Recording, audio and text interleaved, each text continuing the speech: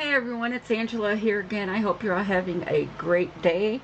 As for me, we're getting ready for Hurricane Milton here in Florida. And yes, I do wish I was back in Chicago. I mean, it may get cool there, it may get rainy or whatever there. But man, having to face this many hurricanes and just having it's just getting messy and everything. So either way, yeah, if Chicago and Illinois wasn't so corrupt, I'd be there.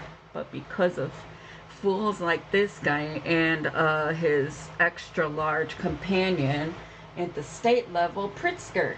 Now, here's how they avoid accountability, okay? I'm going to show you a tactic. And you need to learn this. Get on to it. Learn that. You're going to notice that because a lot of you are starting to do the right thing and you're starting to ask your leadership for accountability. Now, one of the good people that I know is Alderman Raymond Lopez from the 15th Ward, I believe.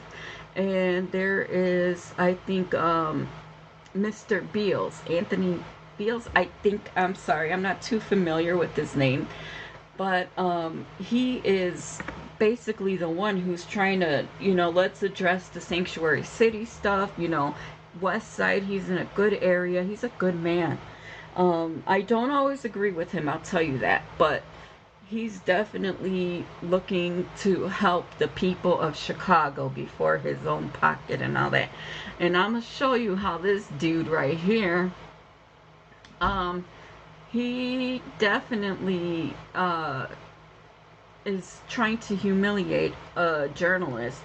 I mean, their jobs are, or a reporter, their job is to report the facts. And she's asking a question. People are asking the question, but instead this dude wants to choose to pivot by humiliating her, embarrassing her. And as you see, this is the end. I gotta watch it again. But you see here, he's got that little smile of satisfaction there. But you can see, pay attention to his lips, his mouth, how he's like biting his lip or whatever. That is because he is emotionally triggered. So let's see how this guy does that. I'm wondering if any of the board members can answer this question. Actually, if all of you can, maybe even just a show of your hands. How many of you support taking out a No, we're not doing that. We're not doing that. We're not doing that. For a teacher's contract? If you have a question for the mayor of Chicago, you can ask me a question. What you are not going to do is litigate what the board has the authority to do once they're appointed. You can ask that once they are appointed. No. I'm not going to do it. It's disrespectful. Do you have a question for me? Okay, I'm sorry. You brought them up here, and it is a Do you have a question for me? Ask me the question. Okay. Ask me if I support. I'm going to help you out. Yeah. Ask me the question if I believe that we should invest in our children and make sure we don't lay off brown and black women. Yes. Yes. I'm not going to tolerate cuts. That's what the issue has been in this city. You know what a better question would be? What are you willing to do with your power to ensure that a school district that stuffed black children in Willis wagons, what you should be asking me is, what are you willing to do when you had a district that have laid off black women? You should be asking me, what am I prepared and willing to do to ensure that our children get the education that they deserve? Anything necessary. I'm going to ask my own questions. Thank you. Yeah, well, you see him. He's trying to smirk there. But instead of taking all that time to filibuster and try to kill the clock, he's doing that. But in this case, the reporter is actually doing the job of the public because the pushback is really bad on this guy. What I need you all to do in Chicago, it does not matter where you are, who you're talking to, it doesn't matter. If you're out on the street and you see a police officer not doing their job or something, what you need to do is ask them, why aren't you allowed to do your job? How come you're not fixing that? And then get them on the record. If they say we're told not to do this, get them on the record. And it goes straight up to this guy right here. If not him, Mr. Up guy floating up in the sky there in Illinois, get them to bring him down and ask him, what has he to say about that? What does he care? Come on. These people need to be held accountable. Let me ask you another thing. I want any one of you listening to this video right now, if I say anything, I want you to hear this. I want you to go online, look up the schools that your kids are attending, and I want you to let me know, what are the grades? What are their test scores? What is all this? Now I'm going to tell you another thing, that they decide there is something that they call racist, but it's a reality. The thing is, they're going to call everything racist or whatever, and these people he's talking about, you know, not laying off black women and things like that, and a lot of them, look at their grades for the school. They're failing schools.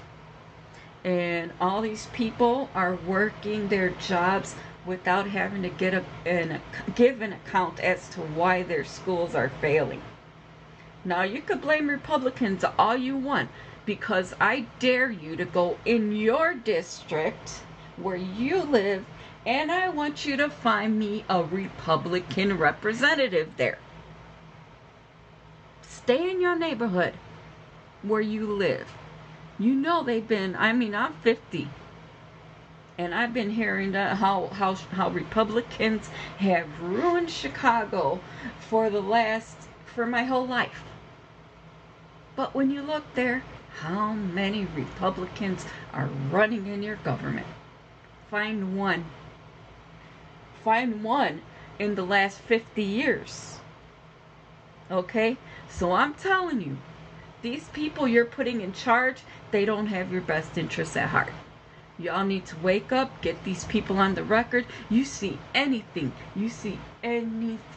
looking wrong in your neighborhood around there, what you need to do is get it on video, get it on the record, put it on YouTube so everyone can see the lovely people that you have elected.